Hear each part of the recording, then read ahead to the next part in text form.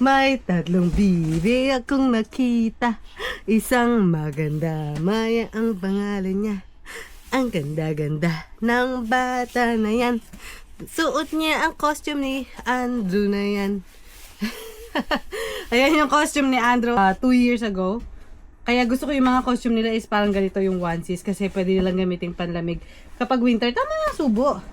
Tapos si Andrew, can you say hi? Hi! He is Baby Chicks Andrew. Suot niya naman yung costume ni Lucas na nagkasya sa kanya yung kay Lucas kasi yung costume niya ay napasa kay Maya. And tayo ay magpapak ng order. Kaming tatlo lang na naman dito. Umalis na naman ang aking asawa at si Lucas. May inasikaso sila. Busy sila sa homeschool ngayon dahil, yung co-op, yung mga homeschooler association, ganyan. Dahil December, magpapasko, mag-Christmas party. So, ayun, may activity sila. And hindi kami sumama kasi ang dami kong ipapak. Pero naihanda na ito ni Mr. kanina bago siya umalis. Ito, yan, isang plastic bin ng mga damit. I don't know, siguro mga 15 orders ito. And then meron mga paisa-isa dito. Mamaya pakita ko sa inyo habang pinapak ko, no? Okay, Maya, you can play the nail polish again. How about that? Ayan, play ka ng nail polish. Tayo. Mommy, this and this. Okay. Alright. So, ito ay nabenta natin sa Poshmark. Unahin natin ito. Dalawa yung nabenta natin sa Poshmark. Isa nito na long sleeve na pambata. Sweater. Sweater na pambatang babae. Ano pa yung isang? Sweater na to na pambabae. Pang Pasko. Yan naman ang Poshmark din yan. Bago nga pala yung aming camera, tingnan natin kung maganda. Nagustuhan niyo po ba? Mas maganda po bang panoorin? Let me know sa comment section below kung mas maganda pong panoorin using this camera kasi bago lang yan. Gusto ko lang itry. Ayan. And then ito naman ay anime na sweater. Ano naman to? Benta namin sa Facebook. Inuna ni Mr. yung mga paisa-isa. Tapos yung mga eBay nandun lahat. And then, ito naman ay candy dispenser na nabenta namin sa Etsy.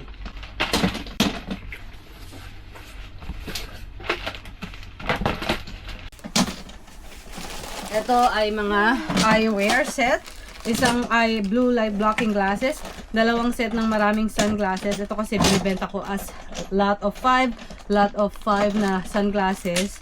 Ayan. And isa pang sunglasses at isang sunglasses case. Anim. Oh! Okay. Para akong natataranta kasi maya may expire yung pagkabisi ng dalawa. Oh my goodness. Oh my god. Ayan, yung nail polish na naman ng ating isasakripisyo. Ay, no, it's okay. But the box is not very stable when she's holding into it. So I'm gonna tape it, okay? Because she's holding on the box and it's not very stable. So I'm gonna do it like this. Okay, put it in the box.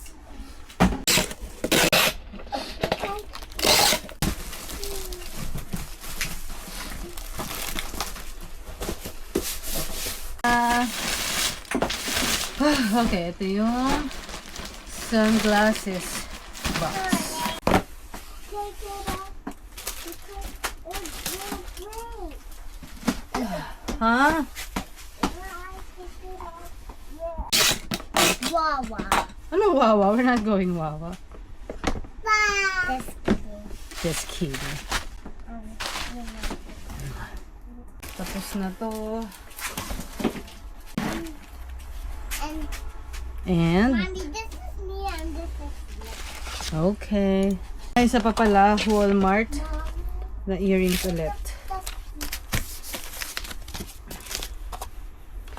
Naka-sale yan kaya mabenta. Ang dami ko ring nabenta kahapon. Okay, so dalawang sando, active basic. Kapag nabebenta ko to usually, dalawa ang binibili kasi merong discount na malaki kapag ka dalawa o tatlo ang, or 2 or more ang binili. I think 20% discount. So yung iba, parang konti na lang idadagdag, tapos dalawa na yung makukuha nila, diba? 8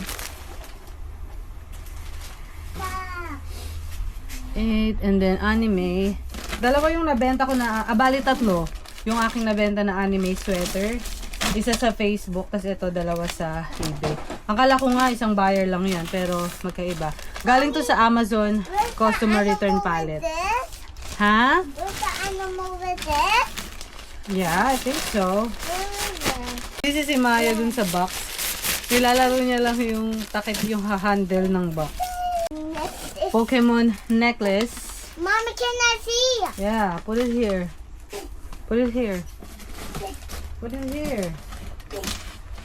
And then another Christmas dress for baby. Ano, put it in there. And then can you close it? That's the printer. My old printer. So meron akong label printer. Your old printer? Yeah. I used to use that here. But then I got a new label printer, the Mandin, yung ginagamit ko ngayon. This was inside the house and I thought I can just use it as a backup, but you know, it was just sitting there. I don't really need that. So ito, nabenta ko na siya, itong Rollo printer. Ayan. Maya, baba. Ikaw bawal naman kayo dyan. Not safe. Ando, she's gonna copy you.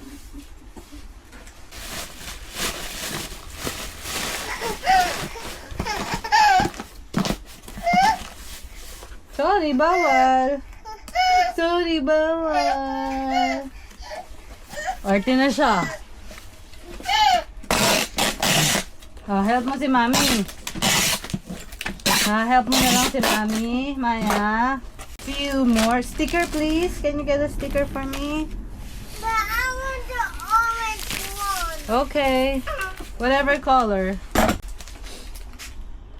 Thank you. Thank you. Isa pa. Ito. Thank you. Natatakot lang akong kung dalawin ni Maya yung mga nakapack na ayan.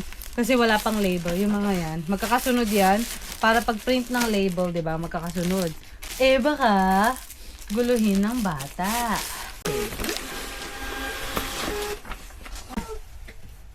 Wala ka. Ang dumi na ang iyong chicken.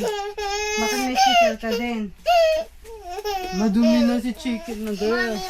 Mommy, on the side. What side? Sticker. Where? Behind Maya. Oh, behind. Nilagyan mo ng sticker. I'll see in the camera. Oh yeah, I see it. It's okay. Alright friends, tapos na kaming mag-pack. Nakita nyo naman yung kalat nila. Mamaya na lang ako maglilinis dito kapag kapag dumating ang aking asawa at makatulog si Maya, ako ay mag-work dito. Pero alis muna kaming tatlo. Mag-shopping muna kami. Kailangan ko ng kurtina at medyas ni Maya. Bagong medyas.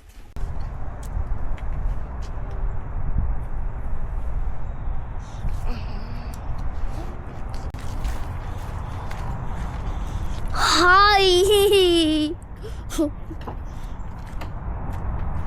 I need to get the bag. But I'm gonna put Maya down first. And me. Yeah. And Let's mine. find out if he will like it. May ay magda-drop off muna ng packages sa post office and then diretso na kami sa magda-drop off kami ng libro. Ito, yung librong binaraw namin sa library. I-drop. Actually, no, I don't need to drop that off kasi punta kami library bukas. Anyway, so yun, mag-Marshalls tayo. Coming.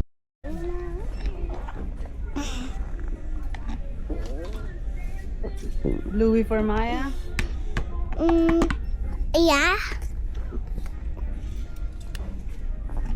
Mahal naman.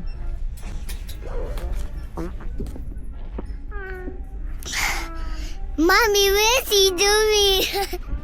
Mommy, what are you doing? What am I doing? Just buying clothes for Maya. Do you like this for Maya? Ang mahal naman.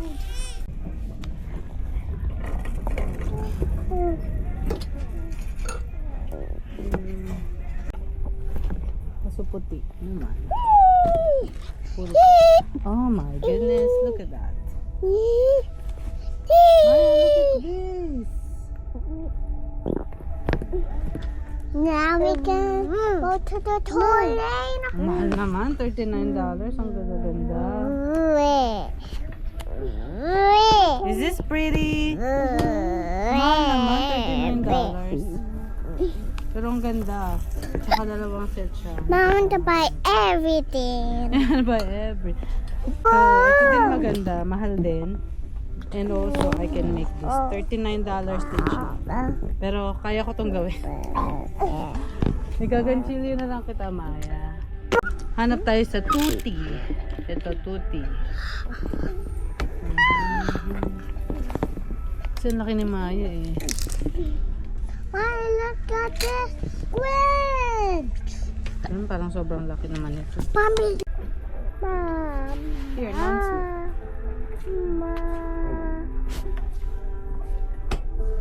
But it's too big.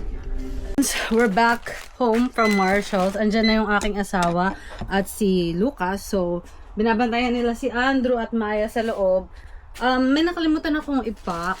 Isang t-shirt lang naman. Pero sa Depop, kung familiar kayo, Depop yung app. Para din siyang Mercari or Poshmark.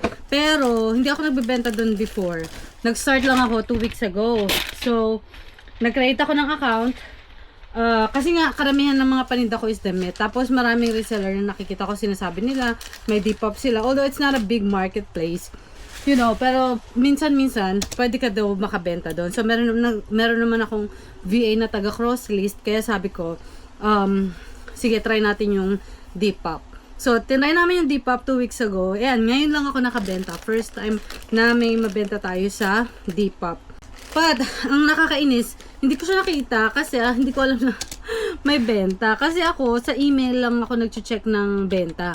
Dahil, kumbaga, may mga apps naman ako na pwede kong tignan. Pero ayoko naman tignan isa-isa yung mga, marketplace, diba? Like, Poshmark, tapos pupunta ako sa Mercari, hindi pupunta ako sa eBay, gano'n. So, tinitignan ko usually is yung email ko kasi nandun yung, doon ko tinitignan kung may benta ako or kung meron mga offers, kung meron akong kailangan tignan or gawin. Mula nung nag-sign up ako sa Depop, sobrang dami ko nare-receive na email ng mga scammer. Nabubwisit na ako, halos gusto ko nang burahin yung Depop account ko.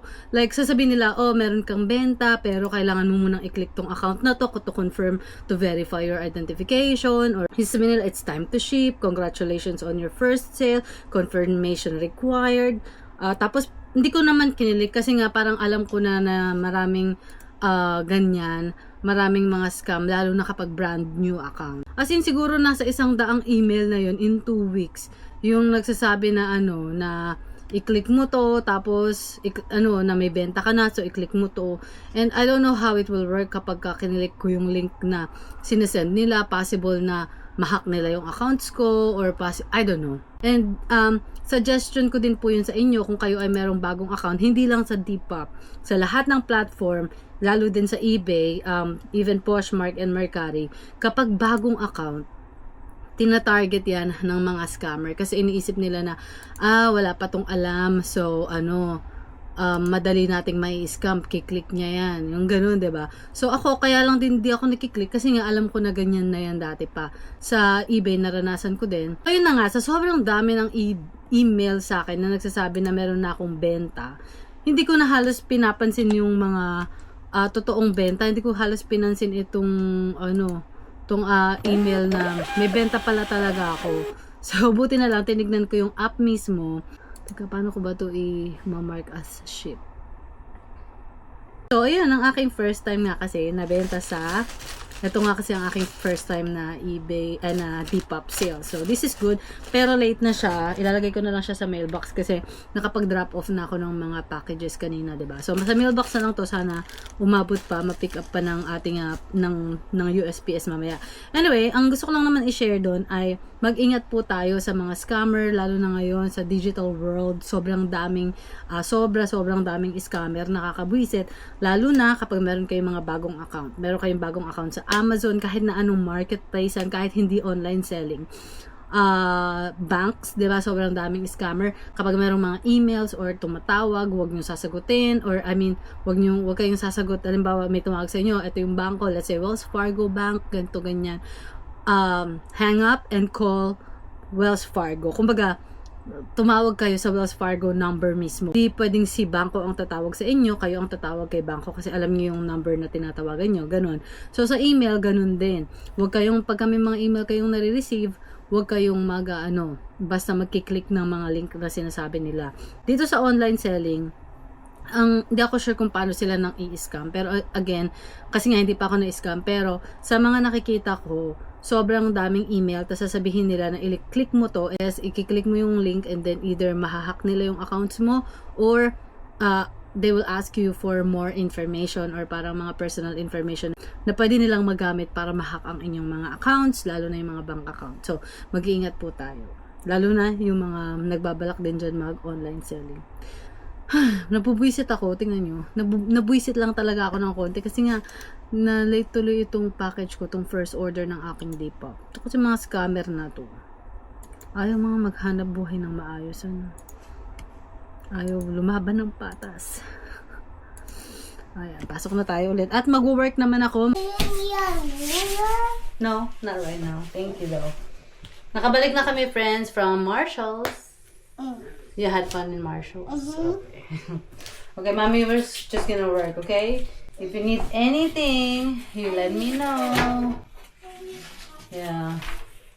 Ayan, ito pala yung mga binili namin. Teka, pakita ko muna. Nakabili lang ako ng 2 pares ng damit para kay Baby Maya. Ayan. Baby Maya? Yeah. Talagang ang hirap mag-ipon. Iniipon ko lang, no, yung mga damit niya na panglamig. Kawawa naman kasi wala siya talagang masyadong panglamig. Siya mga damit na pang 1-year-old na pang winter. Kaya lang, hindi kasya sa kanya yung 12 months. So, ang binibili ko ay 2T, pang 2 taon. Ang laki niya kasing bata. So, ayan ang aming binili. And then, ano pa ba binili ko? Ito, bumili din ako ng 2 set for Andrew. Wala na rin kasing yung mga damit kasi ni Andrew is karamihan ay pinaglumaan ni Lucas. So, minsan-minsan, syempre, bibilhan ko din siya ng bagong damit. So, ayun, siya ang pumili nung 2 pares. Hi, guys! Maya, look! New Bluey! Bluey! And then I got this for her! Anyway, kahapon, nag-picture din ako ng mga paninda. Ito yung mga paninda namin. Ipo-fold ko siya ngayon bago ako mag-picture ng iba pa. Kaya lang yung mga naiwan doon ng mga sweater ay... Ano ba yan? Ba't ba ako kumuha ng gunting? Yung mga sweater na pinicture ko kahapon ay nandito sa baba. Bale, ipo-fold ko na lang siya at ibabag, tas lalagyan ng label bago ilagay sa storage room. And then, meron pa akong konting sweater doon. Yung mga sweater na yan, napakatagal na, diba? Bago pa kami magbakasyon na yan na yung tinatrabaho ko. Sa totoo lang, marami din akong iba pang tinatrabaho, yung mga wholesale ko na paninda, meron ako mga nire-release, ganyan, yung mga pang-holiday na mga paninda na luma, kailangan ko siyang i-release, mga ganung trabaho. So, medyo napabayaan ko yung sweater. And hindi ko rin siya masyadong minamadali dahil last na yan. Ayan na yung last na mga paninda ko na hindi nakalist. Kaya siguro hindi ako parang masyadong nagmamadali. Pero, pag nabenta na yan, pag na-list ko na yan lahat, tsaka pa lang ako ulit bibili ng bagong paninda. Kaya nga lang, tatapos na ang taon. So, inisip ko, hintayin ko na lang na matapos muna yung mga tax ba. Pag end of the year, kailangan namin ayusin yung mga kaperahan, kapapelan with the IRS. So, feeling ko, tapusin ko muna yon bago ako bumili ng mga bagong paninda. Ayun ang aking iniisip. Anyway, we'll see kung maisipan ko pa rin bumili bago matapos ang taon. Kahit matapos yung mga sweater na yan, hindi rin naman ako talaga nauubusan ng trabaho. Marami akong product, mga lumang paninda na kailangan kong i-release, kailangan kong i-check yung quantity. Parang at least once a year or twice a year, kailangan kong i-check yung aking naiiwang inventory, yung ganun, yung ano dun sa mga paninda ko yung matagal na, kailangan ko bang babaan yung presyo, kumbaga revisiting the old inventory. Parang at least once a year, dapat ginagawa ko yun. So, this year, hindi pa ako tapos gawin yun, kaya ayun ang akin din kailangan gawin kung matapos ko mang i-list itong mga huling paninda. 'Diba? Tinutulungan naman ako ng aking VA, pero syempre, ako yung may hawak ng paninda, so kailangan ko pa din na pagkaabalahan yun.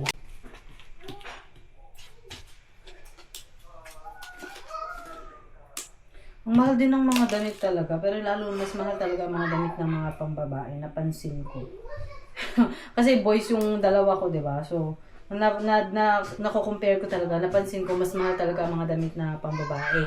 May nagustuhan akong damit doon, pinakita ko sa inyo kanina, yung pula na parang ano siya, coat, 'di ba? Para kay Maya sana. Ang ganda, sabi ko parang sosyalan yung damit. Kaya lang ang mahal, $39.99. So, I mean, siguro maganda naman yung quality and all that. So, ideally, pwede ko naman siyang bilhin. Hindi naman siya ganun kamahal. Hindi naman siya tipong $100, diba? Pero, kaya ako namamahalan kasi alam ko na hindi siya masyadong magagamit. Unlike, itong mga itong binili ko, mga pang-araw-araw talaga na mga damit ni Maya, ganyan. So, parang okay lang sa akin kung na medyo mahal, kung alam kong magagamit talaga. Kaya lang yung coat na yun, napakaganda naman. Siguro, magagamit lang. Oh, by the way, bumili rin pala ako ng bagong throw blanket. Kasi yung mga throw blanket namin, karamihan yan ay galing sa paninda. So, medyo naluluma na rin yung iba. Ayan. So, bumili ako ng bago. Lalabahan ko muna bago namin gamitin. Doon sa Marshalls, marami ding murang mga gamit. Ayan. Ang sarap. Ang lambot niya. Ano ba yung sasabi ko? So, yun nga, yung mga damit, okay lang naman sa akin sana na bumili ng mahal, basta alam kong magagamit. Alright, so, magpo-fold na ako. Ito na yung aking trabaho talaga.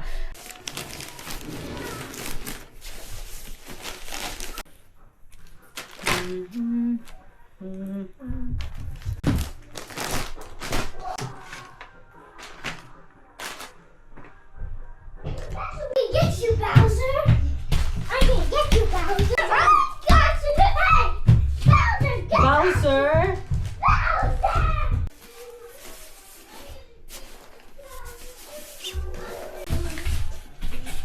I'm gonna get you, Bowser! No, Magpa-picture ako ng marami pa. Konti na lang yun. Yun na lang yung naiiwan. So, paplansyahin ko muna kasi medyo gusot siya. Kaya, paplansyahin ko muna.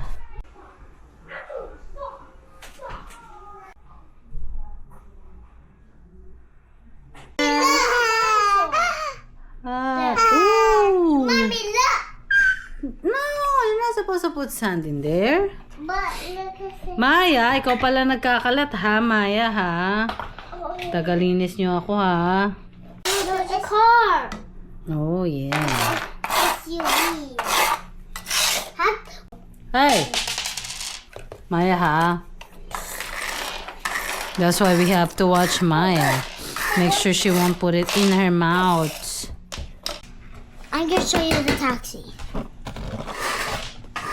See, there's a taxi. I'm gonna Hello, may dump marbles. it. Oh. No, that's not a marble. That's a different type. Okay, whatever it is. Maya sa. Daddy, Maya, it's Huh?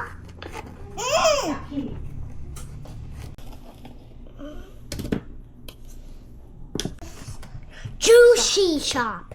Yeah, juicy shop. No, it's juicy shop. Hey, why is it not coming out? Oh, I got this feeling inside my bones. Inside an electric feeling, I'm gonna go. I got this feeling inside my bones. It is an electric feeling, not gonna go alone. I got this feeling inside my bones. An electric feeling, no one never goes. I see a walk. Electric power, walk. Oh, I see an electric feeling, no one go. I got this feeling inside my bones. So, birthday daw nila, kunyari. Gusto nila kumain, pero sabi nila, bago kami kumain, we have to sing happy birthday. To who? To Andrew first. Okay. Ready? But Happy Mommy- birthday But Uncle to Sandy also you. doing me. Happy birthday to Andrew. Happy birthday, dear Andrew. Happy birthday to you. Now blow your candle. Yay! How old are you now? How old are you now? 3. 3, yeah. 2. How about Lucas? Happy birthday, dear Lucas. Happy birthday, dear Lucas. Happy birthday, dear Lucas. Happy birthday, Lucas. Yay! Palakpakan! What's the, Blow your candle. is the candle on the camera? No, here. What happened? Just pretend. Yay! Why is blowing like Happy na that? kain No, na. bingo. Okay na, I'm gonna get Why is mine. bingo like that, Mommy? Thank you, Daddy, for cooking. Daddy, thank you for Daddy cooked this pork sauerkraut. Pork chops. Ay, Sauerkraut. pork chop sauerkraut. Thank you, Daddy, for cooking. Ma, Kanina siya ang nagluto, so nakapag-work ako. but what about I was the able sour to work. cream? Anong sour cream? We don't need sour cream for that. Hi, everybody! Hi. Hi! Hi! Alright, marami pong salamat sa pagsama sa Mezzy Life today. Thank you for watching. Thank you for watching. Till the next video. What are you doing?